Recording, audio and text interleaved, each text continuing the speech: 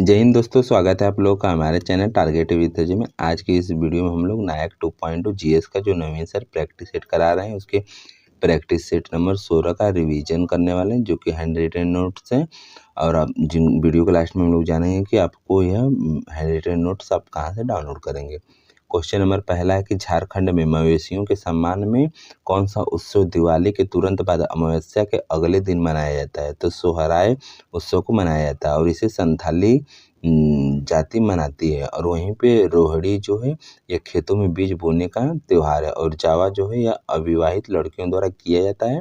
और सरहुल जो है यह बसंत आगमन के उपलक्ष्य में मनाया जाता है। और वहाँ के अन्य त्योहारों की बात करते हैं तो वंदना, टूसू, फुगुआ, भाई भीख, जानी शिकार, चंडी पर्व और भक्ता पर्व और मकर, ये सब वहाँ के प्रमुख त्योहार हैं। और कर्नाटक के उत्सव की बात करते हैं तो यहाँ पे हम्पी उत्सव मनाया जाता है। और कैल पौथ उत्सव, हुथरी और गुम्बे हब्बा उत्सव मनाया था। और कम्बाला भी मनाया था। कम्बाला जो है एक भैंसा दौड़। और पट्टा दकल भी उत्सव यहीं पे मनाया था। उगादि जो है इसे दक्षिण भारत का नववर्ष कहते हैं। और मैसूर दशहरा भी कर्नाटक में मनाया जाता है। मैसूर दशहरा जो है 10 दिन तक मनाया जाने वाला त्यौहार है। और यहीं पे ही महामस्तकाभिषेक उत्सव मनाया जाता है। यह जैन धर्म से संबंधित उत्सव है।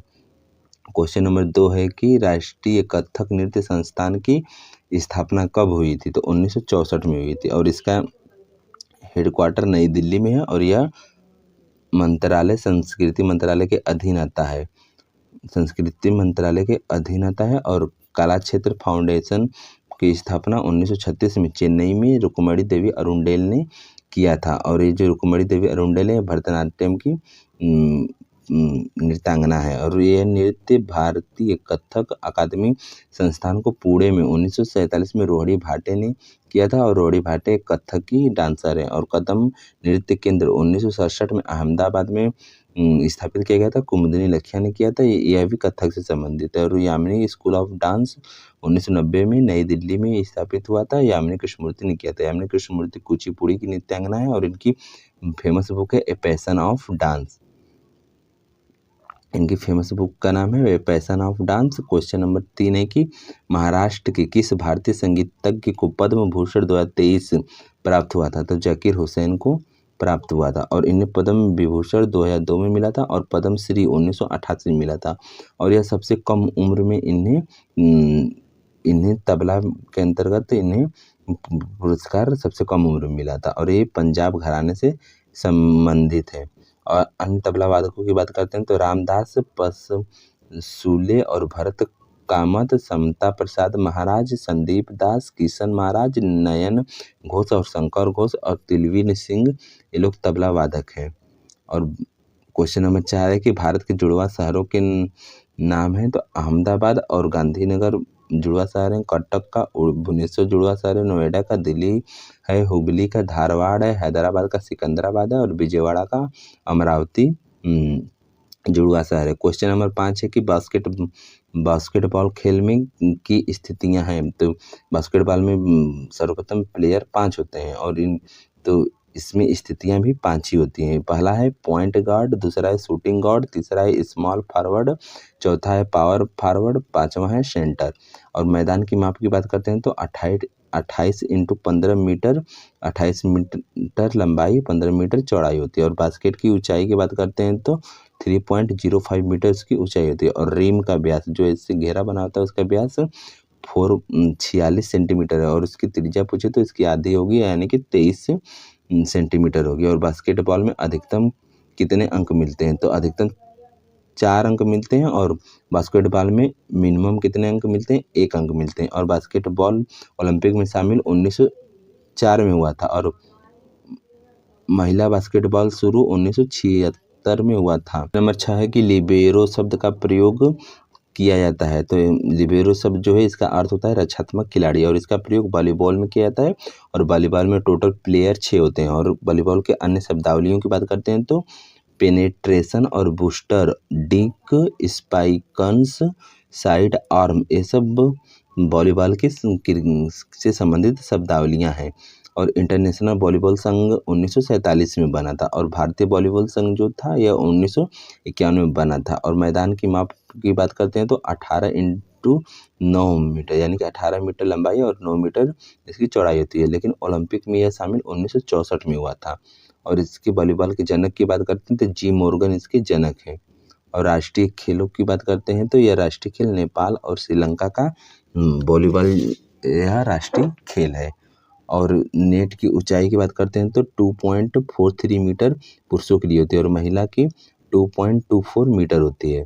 और बीच वॉलीबॉल की माप पूछेगा तो यह अलग क्वेश्चन हो जाएगा। इसका 16 मीटर लंबाई और 8 मीटर इसकी चौड़ाई होती है और ओलंपिक में यह 1996 में शामिल हुआ था। क्वेश्चन नंबर 7 है कि द गाइड बुक के लेखक कौन है? तो R.K. नारायण यानी कि जयप्रकाश नारायण है। और रोहिंग्टन मिस्त्री की फेमस बुक है ए फाइन बैलेंस। और R.K. नारायण के अन्य प्रमुख पुस्तकें हैं वेटिंग फॉर ए महात्मा और Swami and friend, the English teacher, Malgudi days और टोकेटिव मैन और the dark room, the world of Nagaraj इनकी फेमस बुक है। और वहीं पे विक्रम चंद्रा की पुस्तक की बात करते हैं सेक्रेड गेम्स इनकी फेमस बुक है। और शशि थरूर की पुस्तक की बात करते हैं तो केरला गॉड्स ऑन कंट्री और why I am Hindu, Ambedkar है लाइफ और रायोट नेक्स्ट है कि सो बिजनेस और pax India, the great Indian novel और बुकलेस इन बगदाद, ये सब शशि थरूर की फेमस बुक है। क्वेश्चन नंबर 8 है कि पूर्वोत्तर के वह 4 राज्य कौन से जो समान रूप से गुवाहाटी उच्च न्यायालय से समृद्ध हैं? तो असम, नागालैंड, मिजोरम और अरुणाचल प्रदेश है।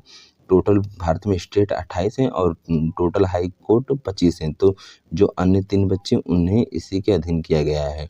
और पहले हाई कोर्ट की स्थापना कोलकाता में हुआ था 1 जुलाई 1862 को हुआ था।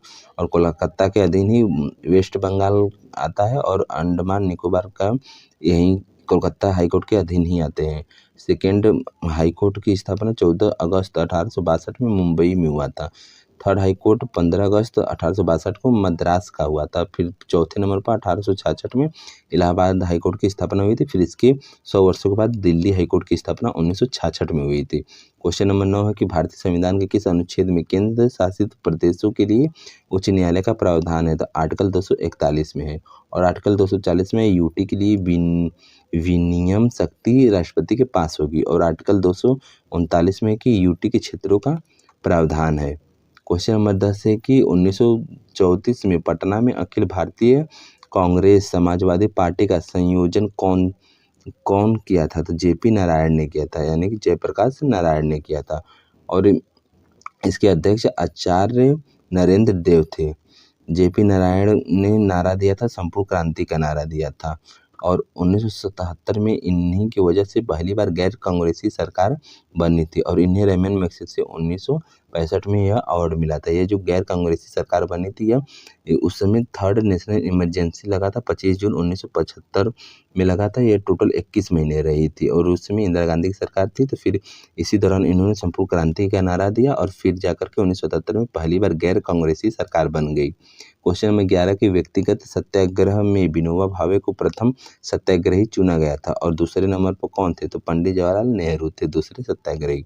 फिर तीसरे नंबर पर ब्रह्मदत्त थे सत्याग्रही। फिर 8 अगस्त 1940 को अगस्त प्रस्ताव आया था। उस समय वायसराय लीललित गो था।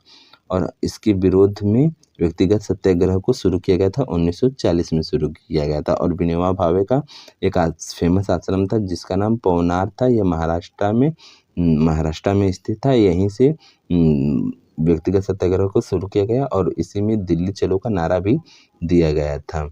नेक्स्ट है कि क्वेश्चन नंबर 12 है कि 14 जुलाई 1942 को कांग्रेस कार्य समिति द्वारा भारत छोड़ो आंदोलन का प्रस्ताव कहाँ पारित किया गया? तो वर्धा महाराष्ट्र में पड़ता है, वहाँ पे किया गया था। लेकिन फिर इसे पुनः बम्बई में शुरू कर दिया गया।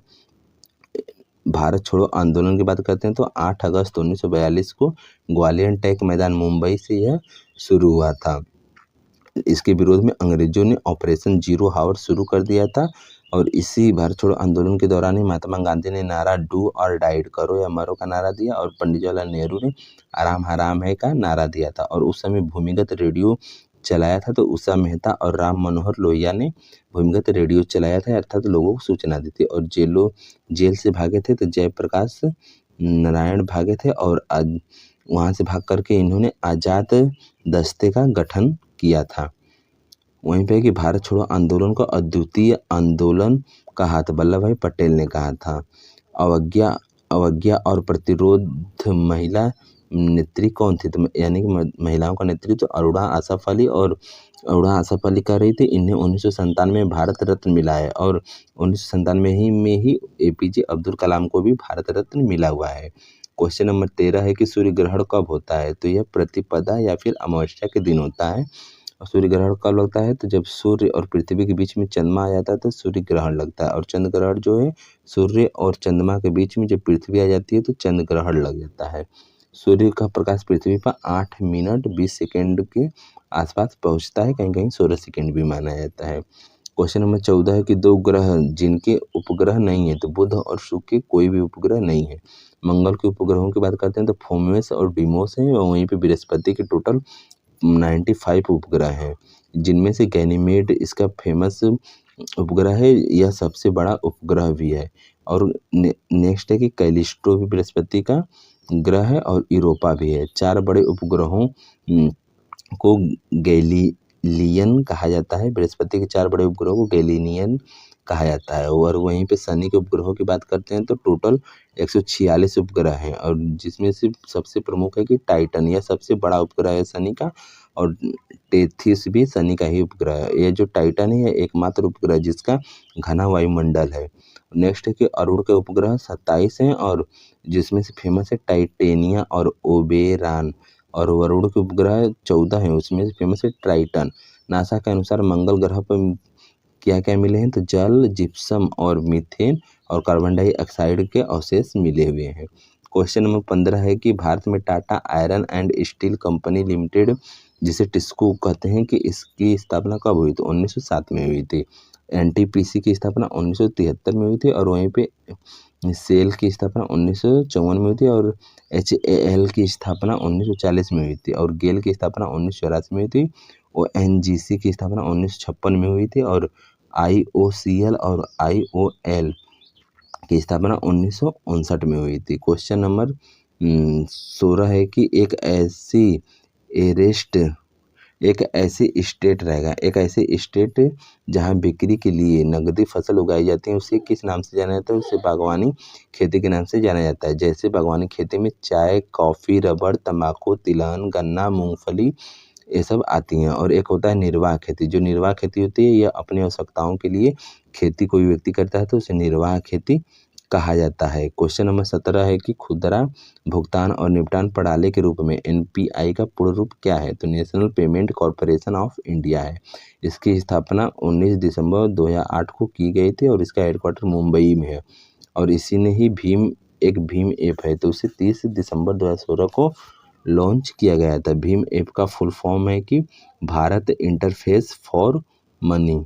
और UPI जो है यह 11 अप्रैल 2016 को स्थापित किया गया था। इसका फुल फॉर्म है यूनिफाइड पेमेंट इंटरफेस। और वहीं पे UPI अपनाने वाला पहला देश की बात करते हैं तो भारत का पड़ोसी देश नेपाल ने अपनाया था। और पेटीएम जो है यह अगस्त 2010 में स्थापित किया गया था। इसके हेड विजय शेखर शर्मा है।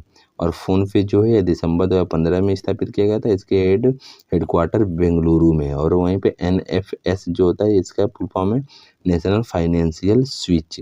BBPS जो होता है इसका फुल फॉर्म है भारत बिल पेमेंट सिस्टम है।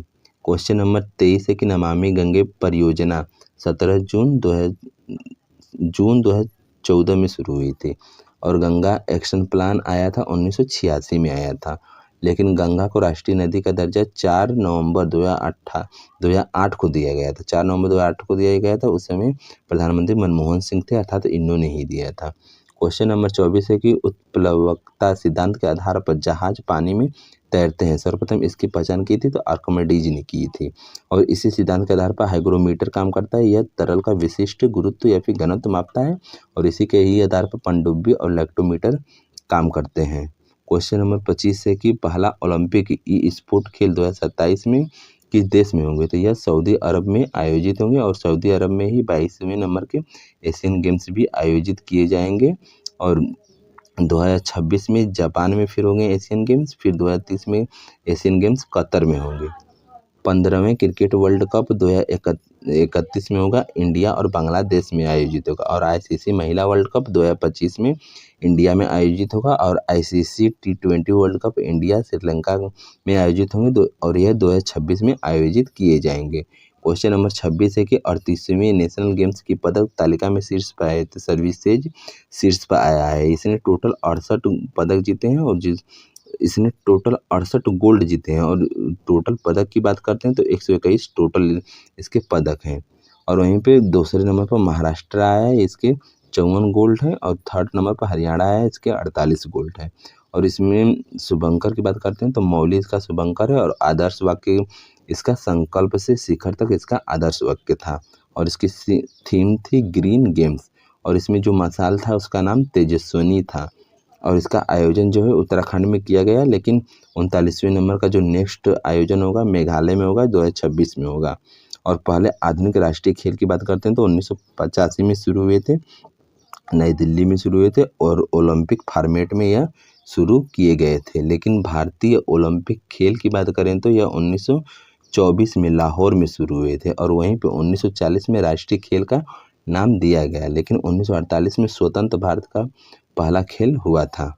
क्वेश्चन नंबर 27 है कि the world after Gaza book किसकी है? तो पंकज मिश्रा की ये बुक है। और अरुंधति रॉय की फेमस बुक इस समय है कि mother Mary comes to me. Kailash Satyarthi की बुक है दिया सलाई, यह एक आत्मकथा है। और मलाला यूसुफजई की पुस्तक है आई एम मलाला। और we are displaced Malala Yousafzai की पुस्तक है। और वहीं पे अरुण शैरी की पुस्तक है the new icon Savarkar and the fact. Namita Gokhale की पुस्तक है लाइफ ऑन मार्स। और वहीं पे एस जयशंकर की पुस्तक है वाई भारत मैटर्स। और थॉमस मैथ्यू की पुस्तक है रतन टाटा ए लाइफ। सैयद किरमानी की पुस्तक है स्टैम्प्ड। और दीपा मलिक की पुस्तक है Bing it on. Sakshi Malik की बुक है कि विटनेस। सैम पित्रोदा की बुक है the idea of democracy. PS Raman की बुक है Leo the untold story of CSK। आज के इस प्रैक्टिस सेट में इतने ही थे। आप लोगों को ये प्रैक्टिस सेट का रिवीजन वीडियो कैसा लगा, आप लोग एक छोटा सा कमेंट जरूर कीजिएगा, जिससे मुझे इस सीरीज़ को कंटिन्यू रखने में मुझे मदद मिलेगी। और जिनको भी ये PDF चाहिए, चैनल के बायो में आप लोग जाइएगा तो वहाँ पे टेलीग्राम चैनल का लिंक है, आप लोग वहाँ से डाउनलोड कर लीजिएगा। या फिर आप लोग टेलीग्राम पे टारगेट विद अजय सर्च कीजिएगा तो वहाँ पे चैनल दिख जाएगा इसी लोगों के साथ में। और जो डिस्क्रिप्शन में लिंक नहीं दे सकता हूँ क्योंकि वह लिंक इस वक्त काम नहीं कर रहा है, इसलिए आप लोग चैनल के बायो में जा करके वहाँ से लिंक पर क्लिक करके आप लोग डाउनलोड कर लीजिएगा। मिलते हैं नेक्स्ट वीडियो में।